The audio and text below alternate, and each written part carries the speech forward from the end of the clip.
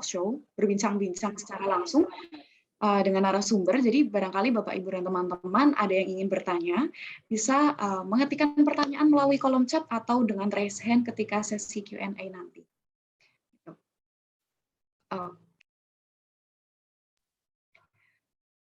Baik, kalau begitu izinkan saya membuka acara malam hari ini terlebih dahulu. Terima kasih banyak untuk Bapak, Ibu, dan teman-teman yang sudah meluangkan waktu untuk hadir. Feel free untuk saling terlibat dalam diskusi nanti ya ketika sesi Q&A. Bisa menanyakan pertanyaan di kolom chat dengan mengetikkan pertanyaan di kolom chat maupun nanti juga raise hand. Begitu. Oke, kalau begitu, ya. Pada malam hari ini kita akan ditemani oleh salah seorang moderator, yaitu Bapak Hengki Gosyanto yang merupakan founder dari komunitas Live, dan juga kita kedatangan narasumber yang sudah saya katakan sebelumnya sebagai pelopor dari dunia robotik di Indonesia, yaitu Ibu Yuli dari Robotic Explorer. Begitu. Kita akan kenalan dengan moderator dan dengan narasumber lebih lanjut setelah ini. Namun izinkan saya untuk membuka acara pada malam hari ini dengan mari kita bersama-sama melantunkan lagu Indonesia Raya yang mungkin bisa dibantu oleh operator dengan sikap yang tentu saja dengan sikap yang baik.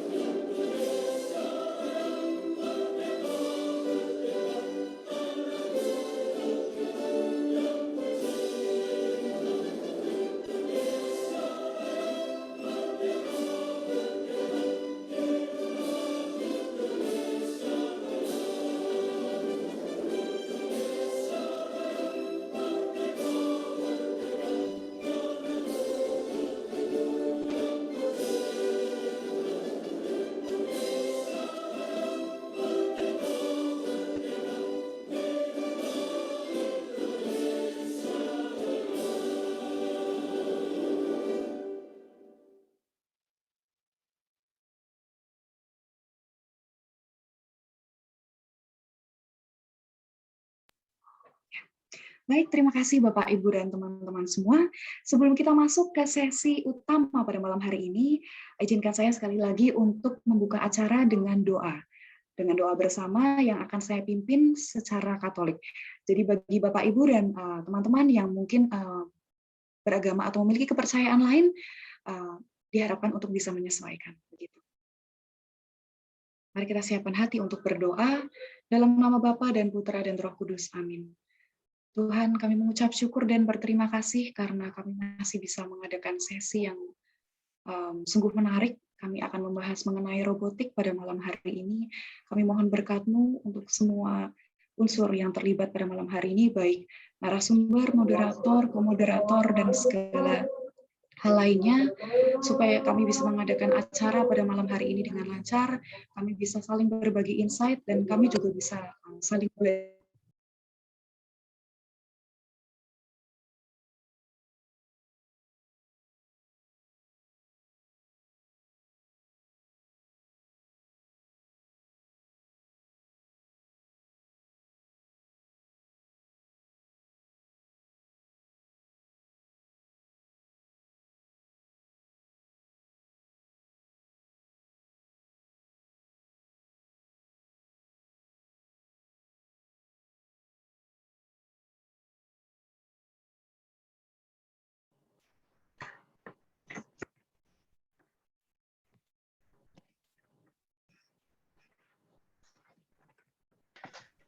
Maaf, Devi, silakan. Iya, saya mohon maaf, ternyata tadi ada sebuah kesalahan teknis, tapi kalau begitu kita lanjut saja karena sudah terlanjur. Oke. Mungkin Bapak Ibu dan teman-teman di sini masih belum mengenal ya ini sebenarnya acara apa, kemudian komunitas apa yang menyelenggarakan acara pada malam hari ini. Webinar pada malam hari ini, talk show pada malam hari ini diselenggarakan oleh Komunitas Live. Dan kenapa tadi di awal kok ada lagu Indonesia Raya ya? Karena Komunitas Live ini menghidupi beberapa value dan juga berusaha untuk membimbing anak muda agar memiliki sebuah kecintaan terhadap bangsanya sendiri. Dan untuk lebih mengenal jauh apa dan seperti apa itu Komunitas Live, bagaimana Komunitas Live itu, kita akan lihat video singkat berikut ini.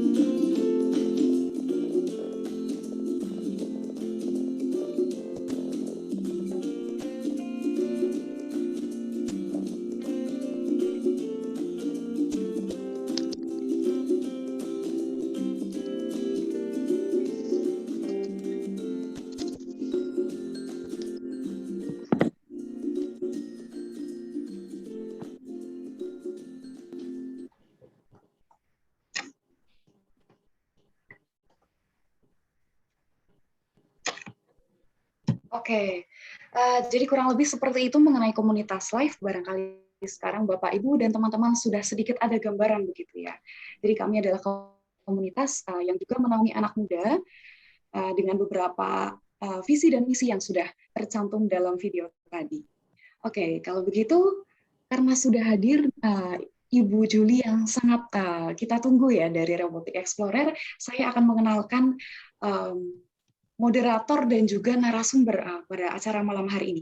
Namun sebelum itu, izinkan saya memperkenalkan diri terlebih dahulu. Saya adalah Clarencia Devi yang akan menjadi komoderator pada malam hari ini, dan saya akan ditemani oleh Pak Hengki Gosyanto yang merupakan founder dari komunitas Live sebagai moderator, dan juga kita akan berbincang-bincang dengan Ibu Julie Cindrawan yang merupakan pendiri Robotic Explorer. Ibu Julie mengambil pendidikan terakhir Master of Business Administration, kemudian pada tahun 2018 mendirikan Puri Robotik atau yang sekarang dikenal sebagai Puri Pusat Robot Indonesia, dan tahun 2009 menjadi owner dari Rumah Robot Indonesia yang berlokasi di Season City Trade Mall.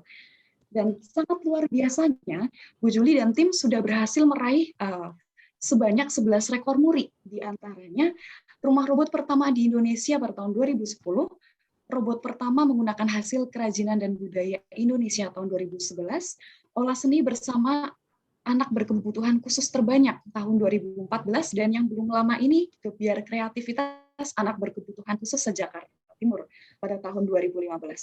Jadi mungkin tanpa berlama-lama lagi kita bisa ya menghadirkan Ibu Julie Cindrawan yang luar biasa ini.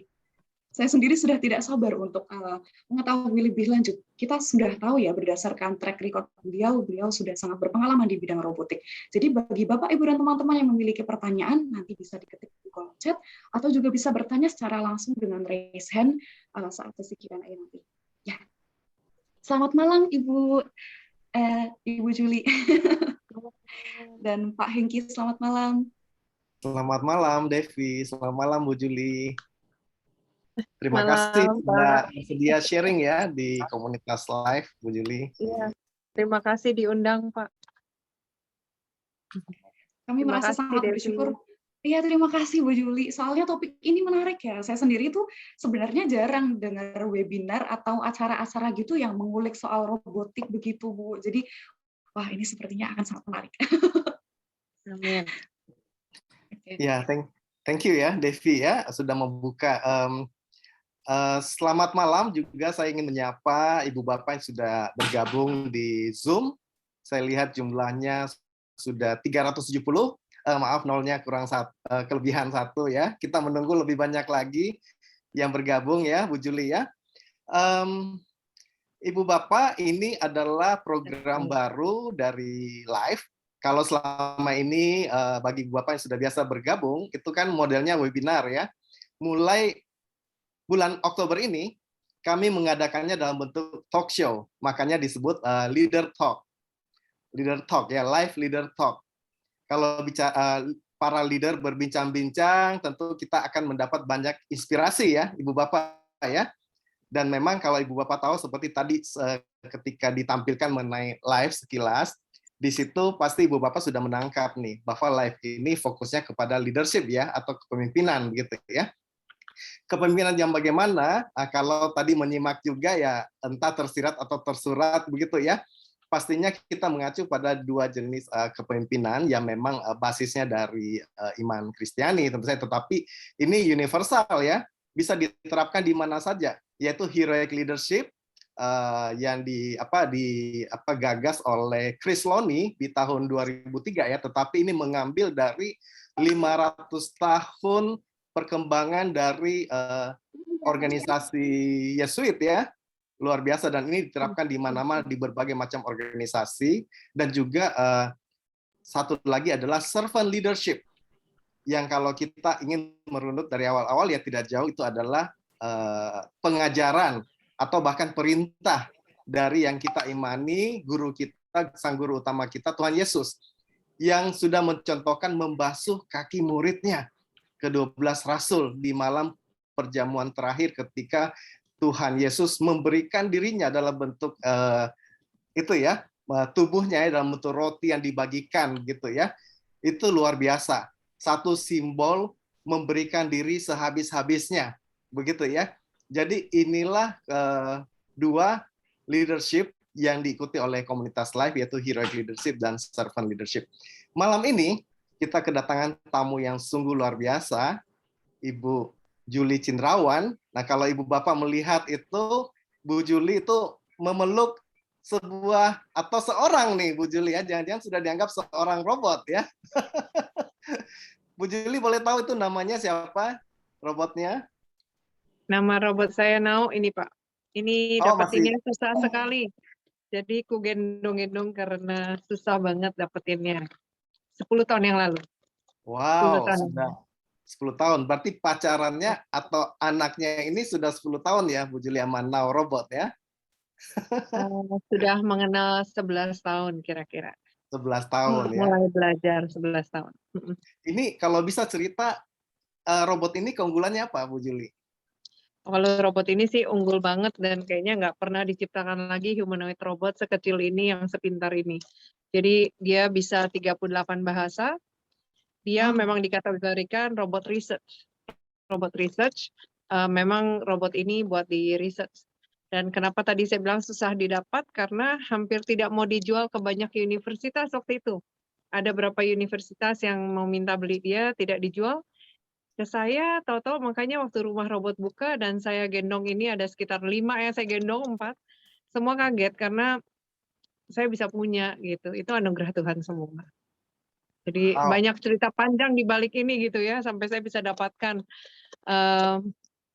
Ya akhirnya Nau ada di Indonesia, cuma memang udara harus diperhitungkan karena Nau berasalnya kan dari Eropa ya. Jadi udaranya dingin dan tidak berkeringat. Di Indonesia dia cukup kaget dengan kerjaannya yang begitu hiruk-pikuk. yang begitu rame, yang begitu kerja keras, kan nggak kayak di luar negeri ya, gitu, kira-kira begitu. Jadi kadang dia kalau pusing dia bisa ketok-ketok kepalanya. Nah gitu, kasihan banget. Jadi lucu banget ini robot, lucu banget. Jadi ini Wow, robot humanoid pertama yang bisa banyak humanoid bahasa. ya. Artinya dia robot yang seperti manusia begitu ya maksudnya ya Bu Juli ya. Ya, robot seperti manusia, robot humanoid, artificial intelligence yang pertama. Wow, luar biasa Ya, ya. Dan ini sudah 10 tahun ya. 11 Pastinya tahun. sudah 11 tahun ya, pastinya sudah Mhm. terjadi perkembangan teknologi Ya, artificial intelligence-nya ya, sekarang lebih jauh sudah ya. banyak kakaknya. Kakaknya sudah ada, Pepper ada Berarti juga, adiknya dulu lahir baru kakaknya muncul ya. baru kakaknya. Berarti Terbalik ke kakaknya lebih manusia. unggul ya. Lebih Ya, unggul lagi terbalik ke kakaknya ya. manusia. Heeh. Iya, iya. Ini Iya. mungkin sebelum kita lanjut, ini kita ingin tampilkan dulu video ya, Dev ya. Video Baik, Pak. mengenai Betul. robot ya dari Bu Juli ya, dan background apa robotic explorer kenapa gitu ya. Silakan mungkin bisa ditampilkan videonya. Terima Kita kasih. sama-sama nonton ya. Ya.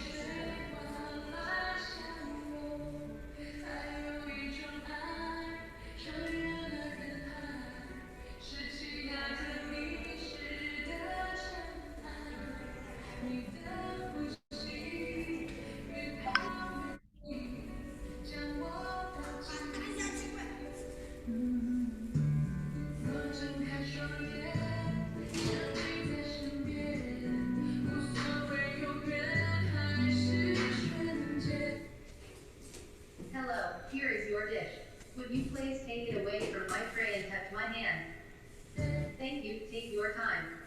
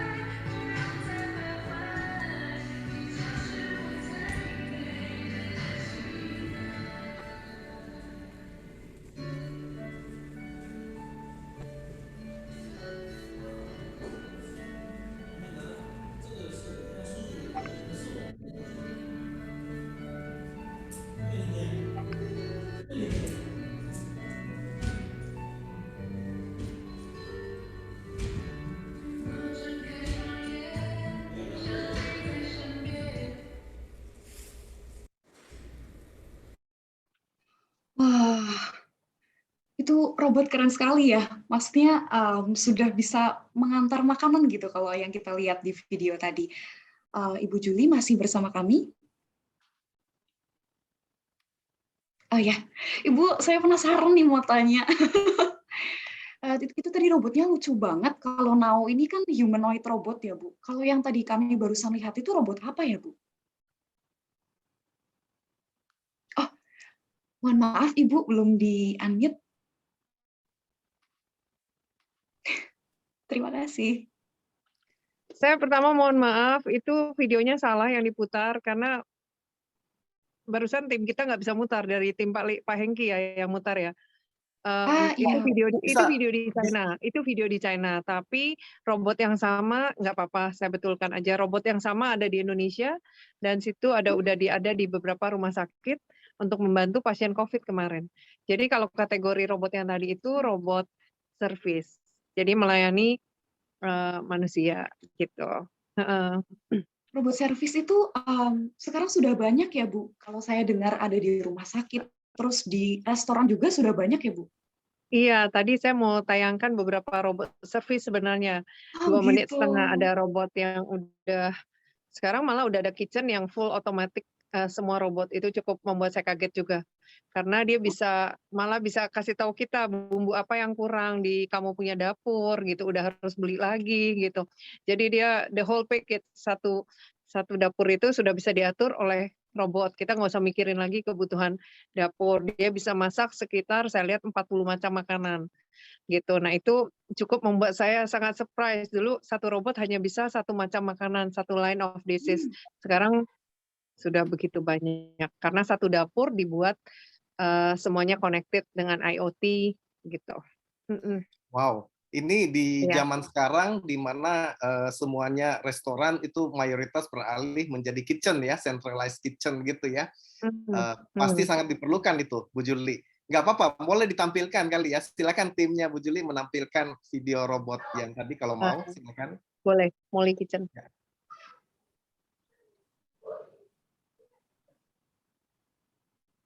Bisa.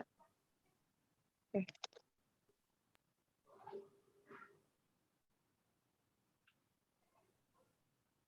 Iya, kok begini gambarnya? Begitu emang. Oh, kok Molly Kitchen? Kok ini? Molly Kitchen.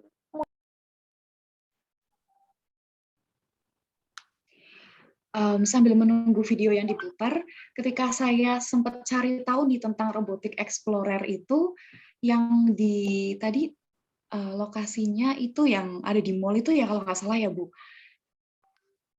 Namanya Rumah Robot Indonesia, itu juga ada ini ya, Bu, robot servis yang seperti barista begitu ya?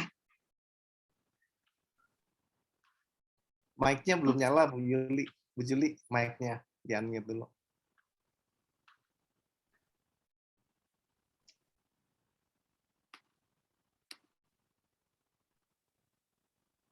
Halo. Udah bisa ya? Sudah, Sudah, silakan. Bu. Tadi pertanyaannya apa? Iya, itu yang ada tadi di filmnya yang bawa nampan itu memang robot servisnya. Jadi cuma bedanya banyak sekali kategori seperti di rumah sakit ya, mereka perlukannya juga robotnya yang beda, bukan itu. Jadi kalau tadi ditanya robot yang nampan, itu exactly yang tadi ditampilkan. Ini udah nggak usah lagi kayaknya. Nggak usah lagi deh videonya. Ya. Nanti lagi ya, karena udah cukup Kurang lebih kacau. sama ya fungsinya Iya. ya, Bu Yuli, robot service Iya. ya. Dan ini sangat kepake. Kalau menurut saya di era seperti ini justru makin kepake ketika orang takut bertemu langsung di masa pandemi begini ya. Robot-robot ini kan anti COVID ya. Tidak perlu minum, tidak perlu masker, Karena tidak perlu antibody. saya melihat Rusia waktu itu, Italia, lalu China dan beberapa negara menggunakan robot ini. Dan dari Pertamedica memang nelpon saya waktu itu, mereka mau membuka rumah sakit COVID yang pertama pada saat zaman COVID pertama bulan 3 ya tahun lalu. Dan saya kaget, memang saya sudah memasukkan itu robot di 2019 sudah saya masukkan dari bulan September. Jadi saya punya banyak, Jadi tepat sekali waktunya. Dan memang nggak disangka Indonesia juga punya itu robot. Saya juga nggak nyangka akhirnya setelah beberapa lama kan nggak laku ya, bukan nggak lakunya mungkin orang Indonesia kurang pengetahuan tentang itu robot ya, dan saya kurang ada waktu untuk mendistribusikan pengetahuan itu gitu. Nah tapi singkat cerita akhirnya masa COVID dan itu jadi berguna. Iya. Jadi menjadi blessing in disguise ya, Bu Juli Iya, ya. kadang kita nggak tahu kapan itu tepat digunakannya, gitu. Dan jadi karena waktu itu lagi parah-parahnya kan kalau robot itu jadi enak, nanti dia antar makanan, obat, nanti dari situ juga bisa pasien bicara langsung ke robot, nanti robotnya sampaikan ke suster di depannya, gitu. Cuma kekurangannya Indonesia pintunya nggak bisa buka sendiri kan ya, pintu rumah sakit, jadi tetap butuh orang yang bukain. Kalau di luar negeri kan udah pakai sensor. Jadi robotnya bisa masuk sendiri ke ruangannya, gitu. Begitu sih bedanya. Berarti mungkin bisa ditambah other services dari Robotic Explorer membuatkan automatic door gitu ya untuk rumah sakit. Eee, Hah? mungkin bisa Bisa nggak? sensornya, Hmm. tapi, lantainya itu juga lantai di sini sangat beda sama lantai luar negeri. Memang beberapa kelemahan atau beberapa yang salah satunya kenapa Nao juga nggak tahan gitu ya di Indonesia, memang beberapa hal yang harus dikondisikan, misalnya jalannya smooth gitu ya. Kalau Indonesia kan bikin bisa bergelombang kan, 1 senti lebih rendah, 1 senti lebih tinggi. Nah, itu cukup membuat robot kesusahan berjalan, karena bisa jatuh kalau lantainya bergelombang. Kira-kira itu hal-hal yang Ya. cukup penting diperhatikan waktu robot itu berjalan. Jadi Jadi tetap cukup banyak ada. robot saya yang geger otak. Cukup banyak robot saya yang Wow. geger otak. Jadi Seriously, robot saya banyak yang geger otak karena jatuh. Karena bukan ada hanya milimeter yang manusia ya, robot juga bisa gegar otak ya, Dev ya, ya. kalau jatuh gegar otak. Kalau Wi-Fi-nya tiba-tiba hilang, dia dari jalan seperti HP kan kita lagi telepon atau mati gitu kan, robot juga bisa tumbang. Jadi setelah hal-hal itu banyak terjadi, saya mulai minta dengan televisi dan semuanya mungkin saya nggak live aja gitu, jangan live robot yang sangat ringkih gitu, kasihan. Kalau Wi-Fi-nya belum stabil di Indonesia. Jadi Menkominfo bekerja sangat keras untuk Wi-Fi kita stabil. Kira-kira begitu. Bu Yuli, Oke. Dev, bisa tuh. Kita pengen tahu Bu Yuli gimana di masa pandemi ini ya, terkait dengan apa tadi. Tadi kan kita sudah masuk ke pandemi gitu ya. Silakan Dev. Kamu yang ada yang mau ditanyakan? Oke, mungkin sebelum penggunaan robot saat pandemi ya, Bu Juli, saya penasaran. Ini kan tadi kita sudah kenal ada Nao, kemudian Ya. ada servis robot. Saya penasaran ada model-model robot lainnya nggak sih, Bu? Beserta fungsinya Banyak sekali. Di rumah robot saya ada seratusan robot. Jadi dan dengan kategori yang berbeda-beda. Ada robot hewan, ada robot baca, ada robot udara, robot laut, macam-macam. Ada robot ini kan artificial intelligence. Ada robot olahraga, ada robot entertainment yang menari. Jadi banyak tipe-tipe robot. Itu udah sangat maju banget lah di luar negeri. Saya sungguh berdoa Indonesia bisa maju mengikuti luar negeri sejajar ya. Karena ini masanya kita tumbang bersama dengan COVID, tapi harus bangkit sama-sama tinggi dengan mereka. Harusnya. Semoga kita bisa mengejar. Amin. Amin ya.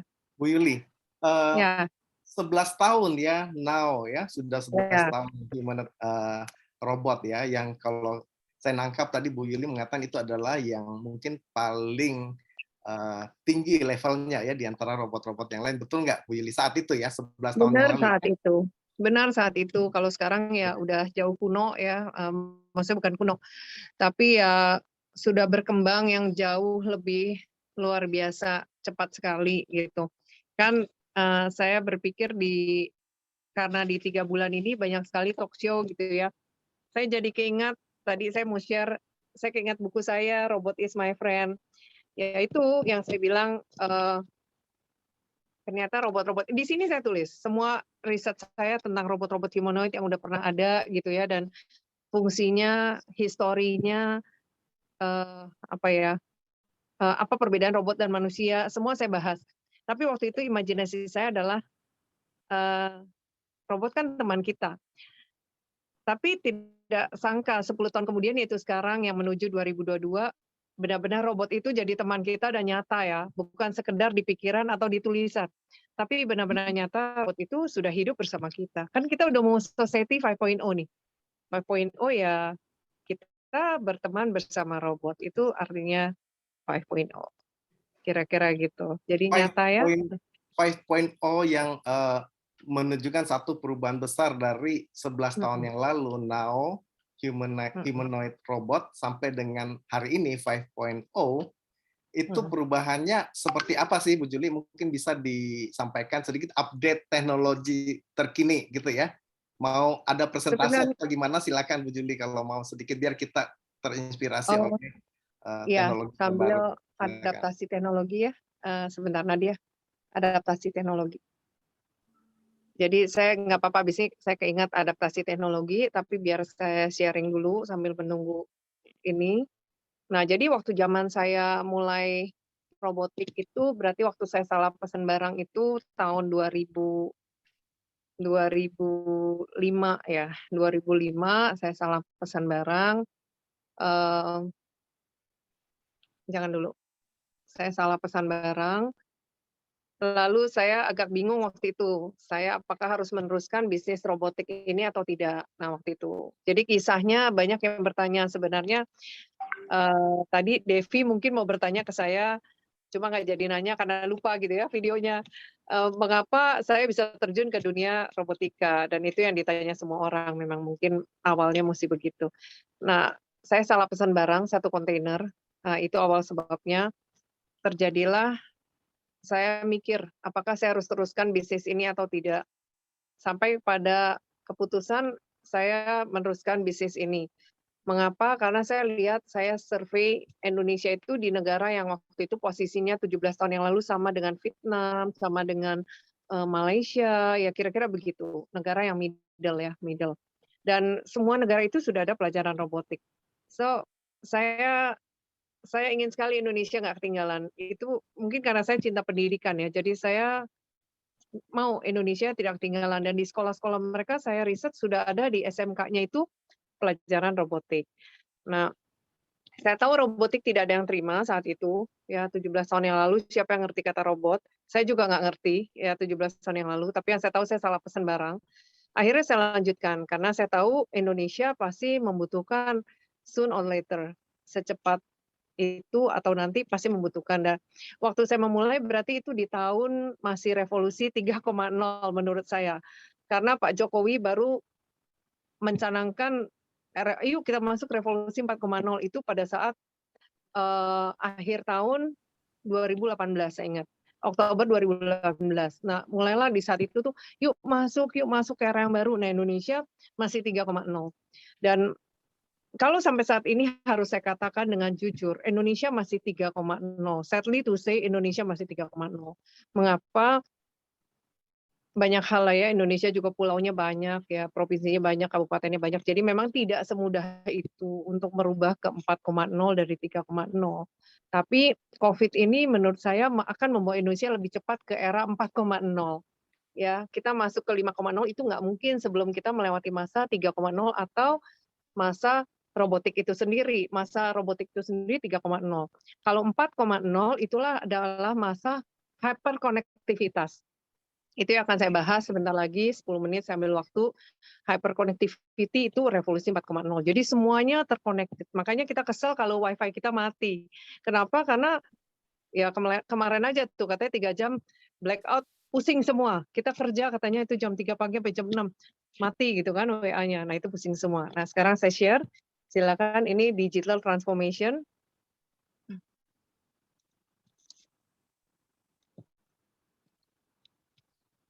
Ya,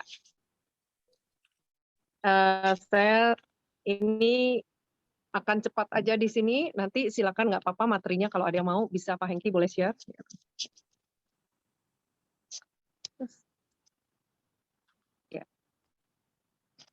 Ya, dimulai dengan Internet of Things. Ya, Internet of Things sebenarnya sebelum zaman robotik udah ada Internet of Things. Lalu masuk ke robotik, karena robotik tanpa IoT juga nggak mungkin ya. Tapi ini yang saya bahas masih masa 3 ke 4.0 ya IoT. Terus, nah, peran IoT mengurangi beban kerja, mengurangi cost kita, marketing kita lebih terukur, kira-kira begitu. Ya, mungkin udah banyak lah yang tahu apa itu IoT. Lalu menuju pada big data. Nah, big data ini yang dibesar-besarkan di 2019 waktu kita revolusi 4.0. Memang semua orang lagi butuh big data. Yang punya big data seperti Tokopedia dan semua pasti mahal sekali tuh ya, menjadi satu destinasi. Semua orang mau jualan di sana karena datanya sudah besar. Terus jadi pertumbuhan data sangat cepat di bisnis, di kesehatan, kita perlu semuanya ya. Terus nah, mengurangi cost sudah pasti, efisiensi biaya.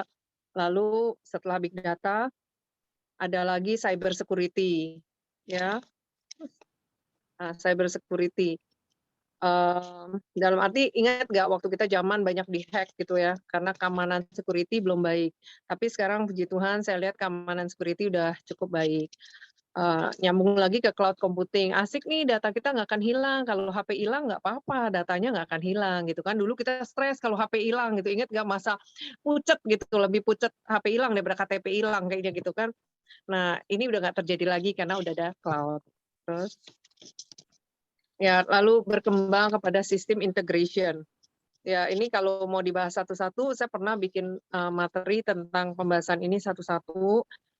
Bisa juga nanti ya mungkin ya Pak Hengki ya. Terus, nah baru nih habis sistem integration ke robotics. Satu lagi, ya bayangin. Robotics aja yang saya jalankan di 2005, sebenarnya sudah harusnya ada di depannya itu tuh. Ada IoT, ada big data, ada cyber security, cloud computing. Ingat ya zaman iPhone itu sebelum robotics saya masukkan ke Indonesia, saya ingat gitu, masih pucat-pucat kalau hilang data. Nah, ini robotik kita masuk. Ingat bahwa robotik aja 3.0. Terus, ya jadi peran serta robot sih, ya ini meningkatkan produktivitas kerjaan manusia, jadi efisiensi, dan yang paling penting bisa bekerja di tempat yang bahaya, robot-robot itu. Ya, terus, nah barulah masuk artificial intelligence, makanya tahun 2000, ini diciptakan tahun 2008 atau 7, ya, now ini diciptakan. Jadi itulah masa era pertama artificial intelligence. Ya, terus kenapa artificial intelligence? Ya itu bisa ditambah kecepatannya terus-menerus, kepintarannya terus-menerus. Nah, sampai kepada sekarang bukan hanya artificial intelligence, tapi sudah deep learning, machine learning. Besok ada kuliah umum tentang machine learning nih. Seperti besok saya ngadakin kuliah umum machine learning. Nah, kalau di Eropa, di Amerika teman saya sudah naik mobil Tesla semua ya. Malah sudah tinggal bilang aja mau kemana. Dan kalau dia perlu mencari uang, mobilnya itu nanti idle time-nya dia bekerja di kantor, mobilnya bisa jadi Grab. Jadi mobil atau robot udah jadi aset. Nah itu sekilas tentang kalau ditanya Indonesia itu bagaimana keadaannya sekarang. Ya Indonesia masih 3.0 to 4.0 menurut saya. Tapi jangan khawatir, Indonesia kalau mau berbalik cepat juga kok. Ya tergantung pemerintah kita. Ya sebenarnya Indonesia itu negara yang ditunggu-tunggu investor. Jadi kalau mau melakukan apapun bisa sekali di Indonesia gitu. Udah. Oke, Bu Ya. Juli, saya mau Ya. tanya nih mungkin mewakili beberapa anak muda di sini juga. Ya. Ada yang tertarik dengan robotik tapi nggak tahu harus mulai dari mana, terus bagaimana untuk bisa mengakses katakanlah pendidikan atau program mengenai robotik itu bagaimana ya Bu? Apakah Ibu bisa sharing insight atau mungkin informasi, bahkan pengalaman juga dulu Ibu belajar pertama kali seperti apa? Kalau anak SMK, saya hire banyak anak-anak magang yang SMK atau yang lulus SMK malah di rumah robot saya. Jadi tidak ada yang terlalu pintar seperti S2, S3 yang saya hire pada saat pertama kali saya dirikan bisnis robotika. Mengapa? Karena menurut saya kemauan itu lebih penting daripada kebisaan. Waktu itu nggak ada yang punya robot. Nah, jadi sering sekali anak-anak staff saya, tim saya diminta ngajar ke S2, S3 malah profesor, tapi pada minder, pada tidak percaya diri karena mereka SMK ijazahnya. Lalu saya mohon izin seperti ini nih, ngajar robot now. Itu anak SMK semua yang ngajar. Kita training kan 1 bulan, 2 bulan. Jadi seperti menggunakan handphone. Yang penting dia tidak kemana-mana, ngajarnya hanya alat ini gitu. Jadi pada waktu itu sampai sekarang juga staff saya itu asal ada kemauan karena kan ada alatnya ya, pasti bisa. Asal ada kemauan pasti bisa. Nah untuk anak-anak sekarang yang mau menuju robotik, era robotik, mungkin sistem informasi, teknik informasi, elektronik yang harus dipelajari, kira-kira begitu. Dan mereka ambil kuliahnya banyak kan di robotika mereka ambil bidangnya. Dan untuk kerjaannya mungkin menurut saya nggak usah bingung ya, karena zamannya nanti robotik semua. Dengan mempelajari sedikit di kuliahnya, saya pikir mereka asal ada kemauan, jangan hanya belajar yang ada di kuliah, tapi otodidak, pasti akan berimpact besar. Saya banyak melihat anak-anak dari teman-teman saya sekarang ini kerjanya di company robot malah di luar negeri. Yang Oh, SMA-nya biasa gitu, yang kuliahnya juga hanya kuliah sistem informasi, teknik informatika. Sekarang kerjanya malah di company robot semua di luar negeri. Jadi karena Indonesia belum punya mungkin ya company robot terlalu banyak. Jadi jangan khawatir, memang eranya sudah menuju ke sana dan nggak terlalu susah lah. Tuhan udah siapkan kebisaannya menurut saya buat tiap orang, apalagi di eranya. Lihatlah anak setahun setengah sekarang. Kayaknya udah lebih pintar dari saya ya. Hafal ikon-ikon di iPhone ya, hafal ikon-ikon di Android yang melebihi kita kayaknya gitu. Jadi Tuhan udah menyiapkan di eranya kepintaran kita masing-masing. Jadi jangan khawatir. oke. Bu Juli, kalau saya tidak salah, Hmm, rumah robot itu juga sudah ada kurikulum begitu ya, Bu? Untuk Udah. Oh iya. anak-anak yang ingin belajar robot begitu. Iya, Sebenarnya jadi ada belajar robot dari itu bisa oh ya, sebenarnya belajar robot itu bisa dimulai sejak usia berapa sih, Bu? 2 tahun setengah. Oh, cepat sekali. Alat robotika yang tercipta coding itu dari 2 tahun setengah. Saya juga masukin alat dari luar negeri itu dari 2 tahun setengah. Nah ini yang dari TK. Jadi udah mengikuti standar pelajaran di Indonesia ya, KDKI-nya. Lalu yang anak berkebutuhan khusus juga sudah siap, pembelajarannya sudah siap juga menurut KDKI-nya. Dan anak berkebutuhan khusus itu juga hebat. Paling mereka kalah itu 1 level dari kita yang normal. Biasanya pengajaran yang kami berikan begitu. Jadi to our surprise ya, mereka belajar yang sebenarnya sama susahnya dengan yang normal, yang dalam quote and quote biasa, anak-anak biasa. Gitu. Wow. Bu Yuli, Ya, saya jadi makin tertarik nih ya, karena dari sharing Bu Yuli nampaknya justru banyak ke robot education ya, untuk ya mengajar saya memang robot education. lebih ke robot education ya. Jadi bukan Iya, merakit robotnya, bukan ya, tapi robot diimpor untuk kemudian menjadi bagian dari edukasi siswa-siswa begitu, Bu Yuli. Tolong betul. dikonfirmasi. Karena zaman waktu itu memang tidak ada yang buat, Pak. Zaman dulu itu tidak ada yang buat dari Indonesia. Nah, setelah saya buka rumah robot, baru rame yang buat. Anak universitas baru berlomba-lomba buat.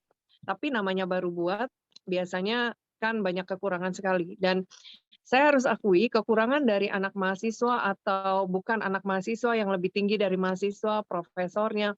Maafkan saya, kekurangannya adalah kalau sudah jadi barang, tidak di-develop, tidak di-maintain.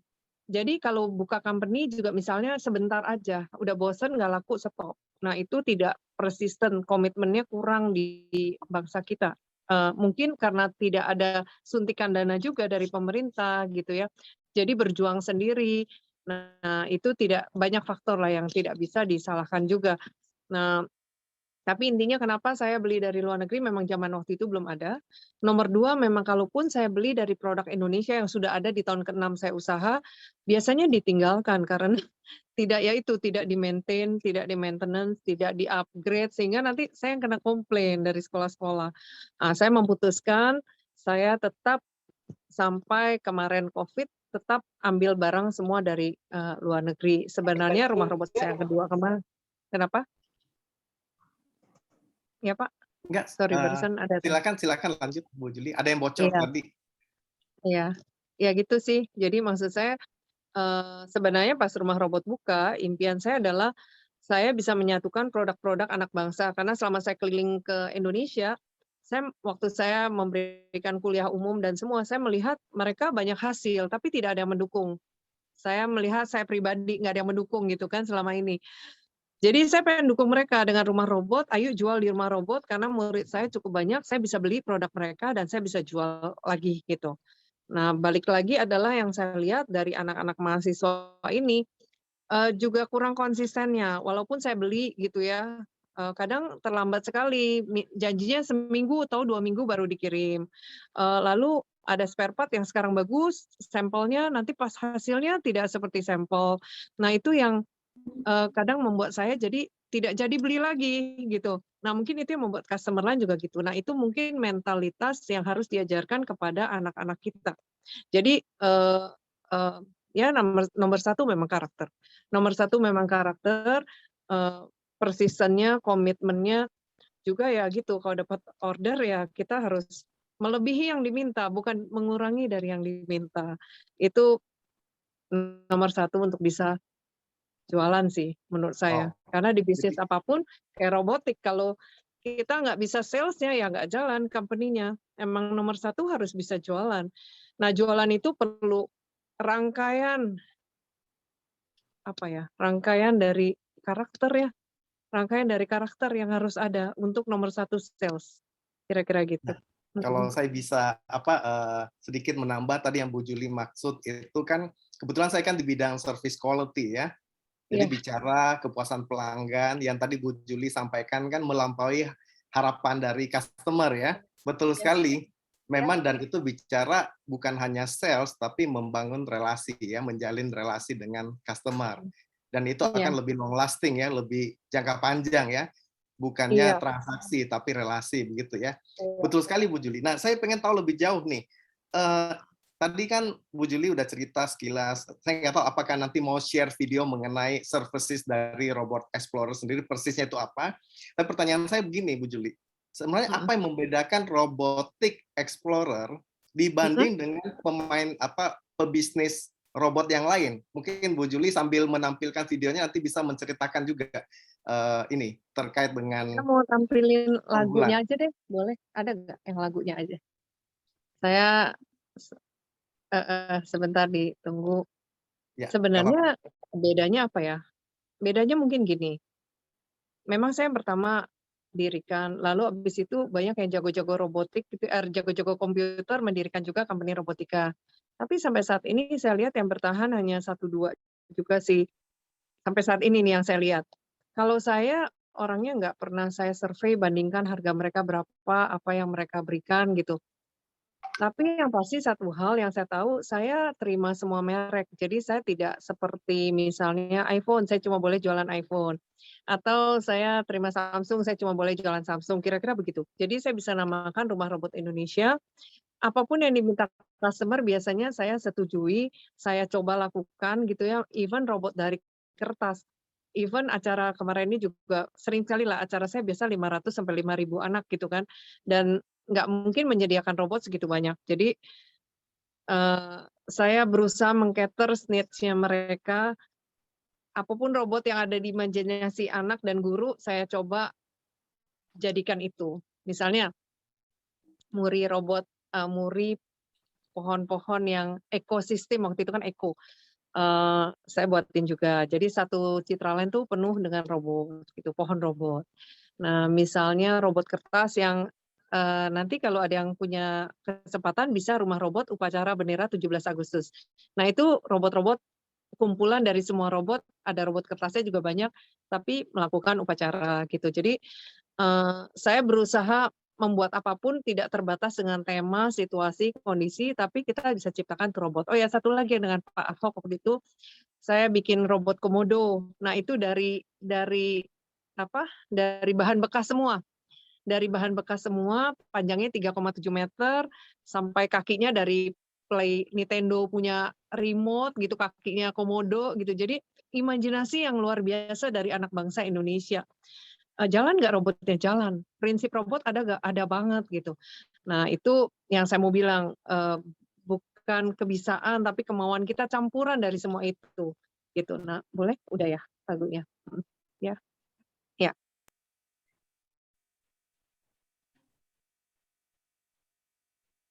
Suaranya.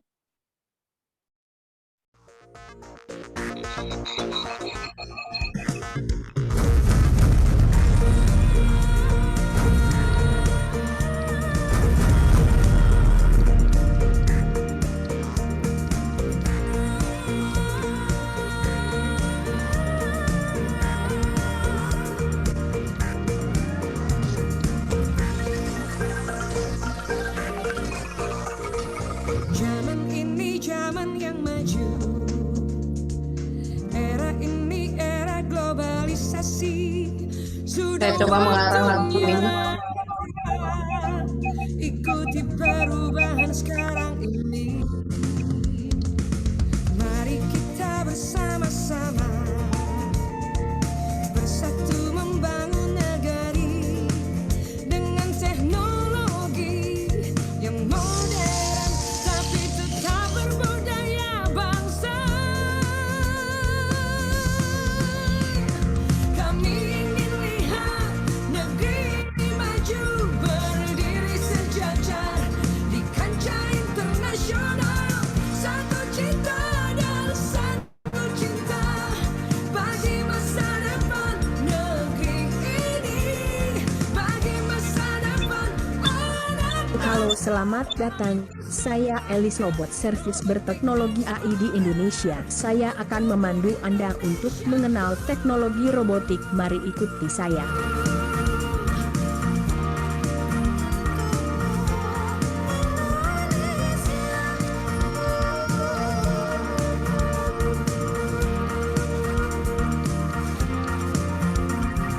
Mari kita bersama-sama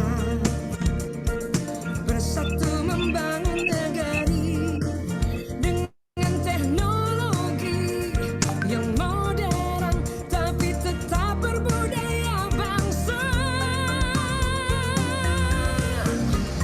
Kami ingin lihat negeri ini maju, berdiri sejajar di kancah internasional. Satu cinta dan satu cinta bagi masa depan negeri ini, bagi masa depan anak bangsa. Kami persembahkan Robotic Explorer untuk Indonesia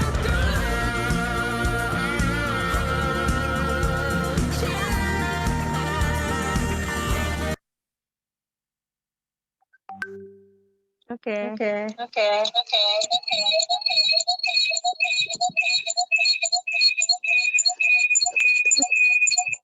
Nah, Ya. Oke, ya terima kasih Bu Juli. Tadi saya lihat video, ini keren sekali. Ketika saya melihat bahwa Ibu dan tim juga meraih banyak rekor muri ya Bu, dan itu lumayan. iya acara-acaranya itu untuk anak-anak sekolah, ada juga untuk anak-anak yang disabilitas begitu ya.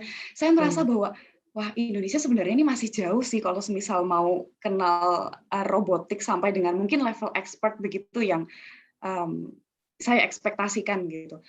Tapi Ibu Juli ini sepertinya berusaha melalui pendidikan membuat robotik itu cukup inklusif ya untuk banyak orang, Bu. Ini sebenarnya sesuatu yang menarik sekali. Apakah Bu Juli ini memang memiliki passion atau passion untuk apa ya dalam bidang pendidikan begitu Bu mengenai robotik ini? Karena ya kesannya jadi menarik sekali. Ini apa ya? Saya sendiri ketika melihat video tadi, sepertinya memang sesuatu yang bisa dipelajari. Padahal selama ini saya berpikir, wah ini kok robotik sepertinya masih jauh begitu. Saya cinta sekali pendidikan memang. Saya dari kecil 1 SD, saya udah selalu ngajar anak TK. Kalau saya 2 SD, saya ngajar TK dan 1 SD. Saya 3 SD, saya ngajar TK. Jadi saya suka banget mengajar. Saya suka pendidikan. Kalau ditanya yang tadi robotika itu saya salah pesan barang ya. Mengapa saya bilang salah pesan barang? Saya pikir yang saya pesan itu science. Saya memang cinta edukasi, jadi kalau saya jalan-jalan ke Jerman, ke Singapura, kemanapun selalu ada gedung pendidikan. Dan saya rindu anak Indonesia juga punya satu gedung, maksudnya tempat belajar yang semua ada. Waktu anak saya umur 3 tahun, 4 tahun, tidak ada tempat belajar rasanya untuk anak laki-laki 3 tahunan.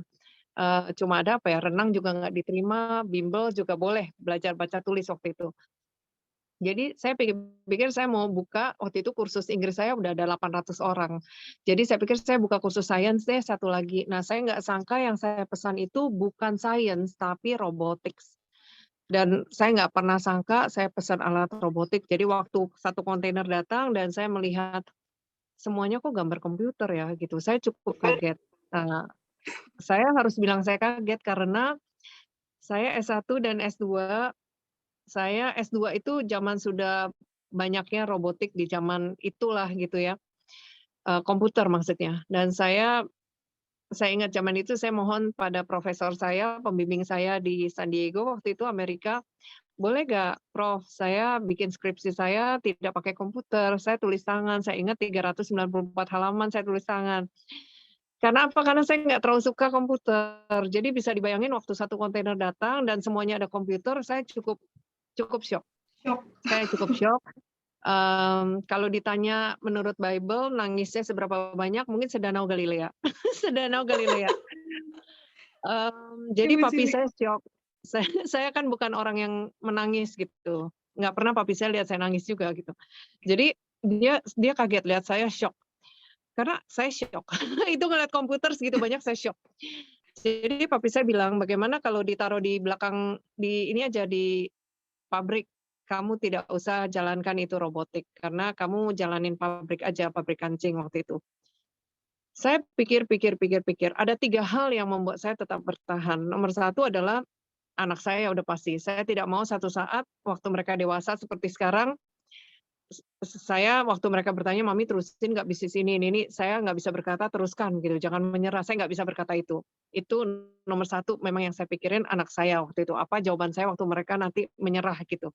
Nomor 2, saya itu kan di gereja juga suka bawakan motivator di gereja gitu, anak-anak remaja. Kan katanya harus beriman dan jangan menyerah dan Tuhan menyertai gitu kan. Nah, tapi kok ini menyerah gitu, padahal semuanya udah ada, barang sudah ada, tempat sewa sudah ada. Saya sewa rumah kecil waktu itu. Saya sewa rumah kecil pertama bisnis ya, cuma rumah 100 meter apa 60 meter gitu. Nah, mulainya dari situ. Jadi saya pikir itu. Yang ketiga, yaitu tadi riset atas Indonesia, bahwa Indonesia memerlukan pelajaran robotik ini dan saya cinta edukasi. Tapi saya nggak bisa robotik ya. Banyak yang berkata, kenapa kamu harus jujur berkata kamu nggak terlalu pintar robotik dan teknologi. Saya pikir kejujuran itu nomor 1. Dan nggak berarti kalau kita jujur, orang nggak menerima kerjaan kita. Banyak hal di luar daripada yang kita nggak bisa, jangan ngelihat kelemahan kita maksudnya. Kadang kita terlalu menyalahkan diri dengan kelemahan kita. Lihatlah kekuatan kita, gitu ya. Saya rasa banyak kekuatan kita di luar kelemahan kita. Jadi jalani aja ke semua sekolah yang saya masuk, murid saya cukup banyak ya, cukup banyak. Saya berkata, saya tidak cukup pintar di teknologi, tapi saya rasa saya bisa bertanggung jawab atas sekolah kamu. Saya akan lakukan sebaik-baiknya pelajaran robotik ini untuk murid-murid di sekolah ini. Dan banyak yang saya bersyukur sama tim saya, tentu saya bersyukur sama guru-guru saya yang meskipun SMK tapi mereka bagus-bagus banget ya mengajarnya, yang membuat company saya ini bisa bertumbuh sampai kemarin COVID, kira-kira gitu. Jadi yang saya mau bilang adalah ternyata bukan soal kita punya uang apa tidak, itu menolong. Ternyata bukan soal kita bisa atau tidak. Ternyata yang niat. Kadang-kadang kata-kata, lu nggak niat sih, lu niat sih. Nah, kata niat itu, kata availability. Mungkin kalau Inggrisnya availability. Kebuka tanganan kita gitu, menerima sesuatu yang Tuhan berikan ke kita. Kita mau terima atau kita mau tolak gitu kan. Itu pilihannya di kita. Tapi when we are available, ya saat kita niat, apapun bisa dilalui kalau kita punya niat dan tentu aja Tuhan beserta. Gitu, Luar dan biasa. rajin ya itu sudah pasti. Iya. Iya Bu Juli. Ternyata dari serangkaian proses yang dilalui untuk belajar robotika begitu ya, itu kita bukan cuma belajar tekniknya aja, tapi juga belajar soal karakter dan values, nilai-nilai kehidupan begitu ya Bu. Ini menarik banget. Nah, kemarin baru aja memang ada lomba storytelling sebenarnya. Saya karena buku Robot is My Friend itu, saya jadi berpikir sebenarnya saya menjalankan bisnis robot ini 15 tahun ini banyak mengajarkan saya tentang value dari robot yang ciptaan dari manusia padahal, tapi mereka bisa lebih berintegritas rasanya, lebih berkomitmen, tidak mengeluh, kecuali baterainya rusak gitu kan. Kalau udah dicas dia nyala lagi seperti handphone gitu kan, kecuali kepanasan, nggak tahan gitu ya, baru rusak benar. Jadi robot, saya kasih judul kemarin tuh karangan saya Robot Memanusiakanku.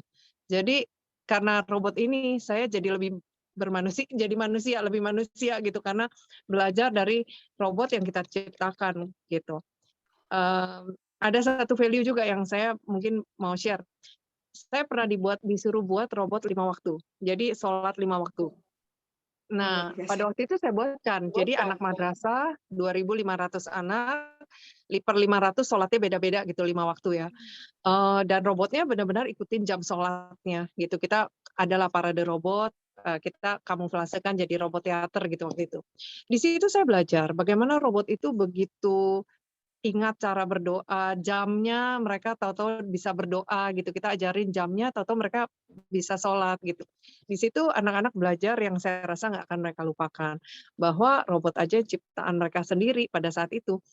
Bisa pada jamnya ingat ya, harus sholat, harus berdoa. Nah kira-kira begitu. Jadi robot lebih memanusiakan kita ternyata. Kira-kira Betul. gitu. Iya. Mengingatkan manusia. Iya. Misalnya tadi dengan lebih konsisten begitu ya dan jujur Iya. juga. Wah, biasa. Oke, sebelum kita lanjut ke sesi Q&A, Bu Juli, saya mohon izin untuk mengingatkan Bapak Ibu dan teman-teman di sini untuk bisa mengisi formulir feedback yang sudah di-input oleh teman saya melalui kolom chat, karena nanti akan ada door prize yang dibagikan. Salah satunya juga dengan melalui feedback tersebut. Nanti kami akan melihat siapa saja yang sudah mengisi dan siapa tahu Anda menjadi salah satu yang beruntung. Begitu. Bagi Bapak Ibu dan teman-teman yang ingin bertanya langsung kepada Bu Juli, kami silakan untuk raise hand. Nanti akan kami bantu, kami pandu. Atau mungkin yang lebih nyaman melalui tulisan bisa menuliskan pertanyaan melalui kolom chat. Mungkin sambil menunggu, saya silakan kepada Bapak Hengki untuk melanjutkan.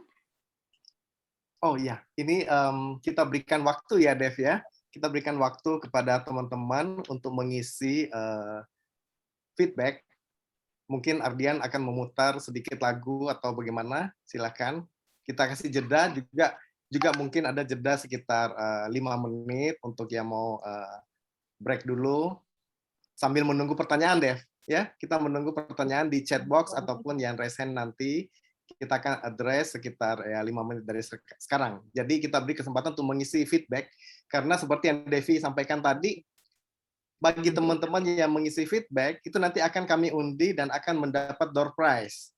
Jadi silahkan semuanya mengisi. Gini ya, ini ada 50 lebih loh, Dev, 52 ya. 52 peserta, kita harapkan semuanya bisa mengisi feedback. Ya, silahkan. Oke. Sambil menunggu Bapak, Ibu, dan teman-teman mengisi feedback, dan untuk teman-teman yang juga sudah raise hand, akan kami silakan sebentar lagi.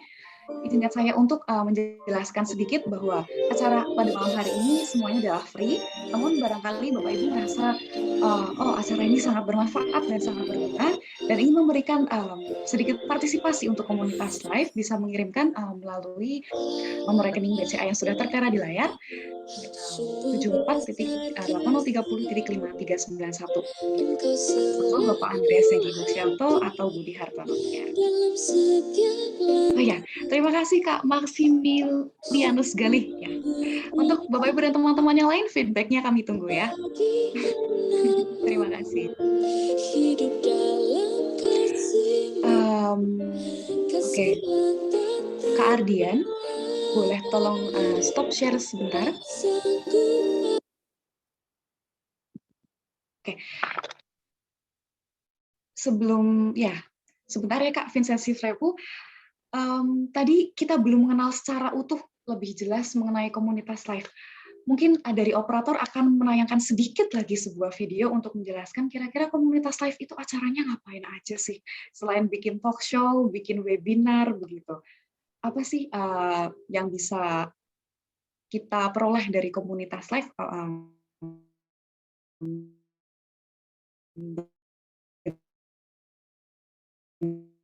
Dengan acara-acara rutinnya begitu.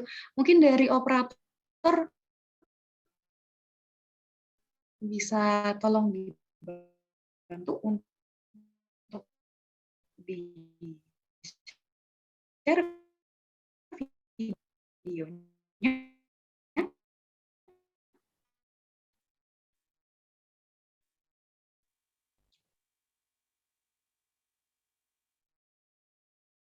Jadi tahun dan kami sempat mengadakan pertemuan offline.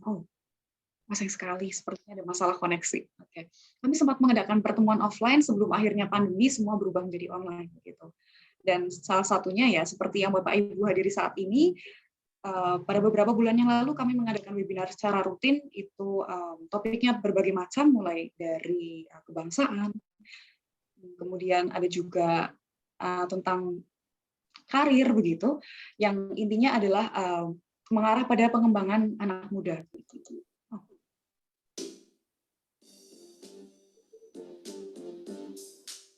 Sudah bisa kah?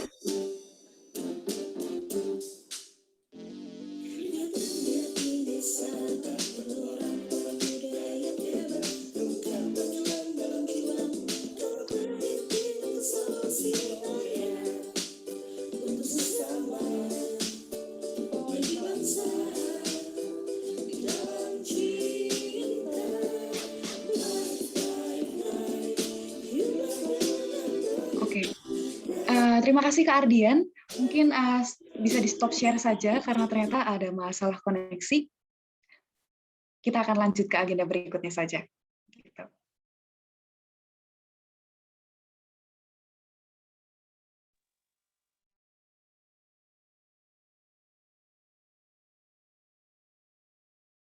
Oke. Ya. Satu agenda lagi sebelum memasuki sesi Q&A, mari kita foto bersama dulu Bapak Ibu dan teman-teman. Bu Juli,